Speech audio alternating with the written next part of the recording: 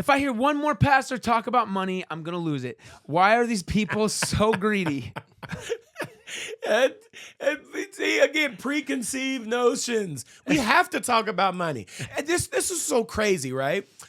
As a pastor, I can talk about your sexual preference. I can talk about your sexual history. I can talk about your sexual present. I can talk about your sexual future.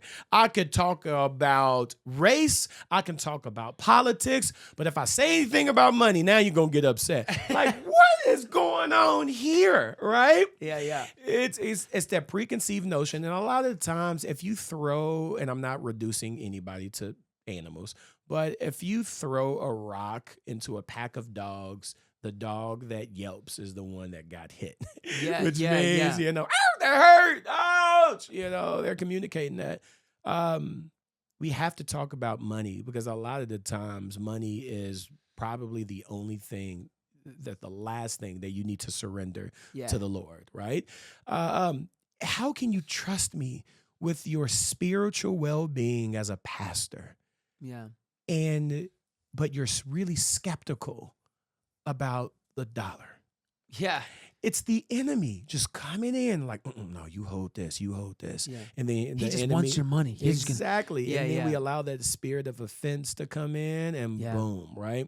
Now, pastors, church leaders, you can get ahead of that and being very open and transparent with your finances. It's funny you say that. We literally, you asked a question. We literally just had a staff meeting this morning, and here in the next month, we're going to have a business meeting for the church, and it's going to show everybody this is exactly where 100% of the money is going from people. Where this is where folks get paid. This is the ministries that we're going to. These are the bills, and this is the future. All of this stuff. So you can get ahead of that, but that is something that a lot of people are just going to have to get over, or a lot of pastors, a lot of leaders, a lot of teachers have to teach them out of that. Yeah, right? And like you said too, with the dog who got hit with the rock is the dog who yelped, right? Yeah. Meaning, if this is poking something super uncomfortable in you, look, you might have a pastor who's not good with money. Okay, so let's not just cast blame on everybody. They're out there. But most of the time, like, a church needs finances to do stuff. All times. For you to be able to pass to be able to do a good message, you need to have time in the week to work on this. Meaning you can't be worried about bringing all these other things of income, right? The worship team, for them to show up, that, like, there's just stuff that just needs to be paid for, right? A speaker goes out or whatever the thing is.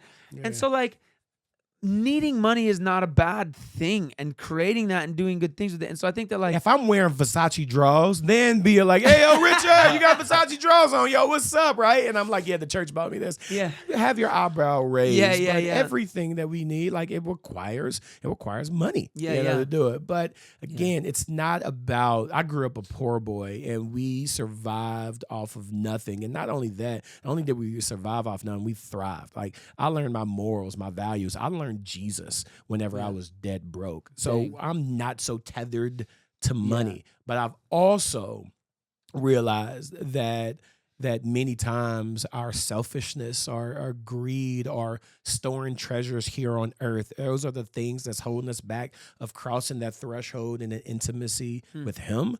Also, I believe that the reason why many people are plagued in poverty is because they refuse to give. I do believe, and it's great how God works in opposites, right? You know, you attack evil with good, right? You attack hate with love.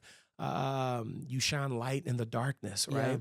You, in order for your storehouses to be full, you give. It's crazy how God works in opposite. In order fill it to up have by pouring eternal it out. life, then you have to die to yourself. Yeah. But that's what happens. So I believe in that supernatural equation, and we have to teach about that. And it's uncomfortable.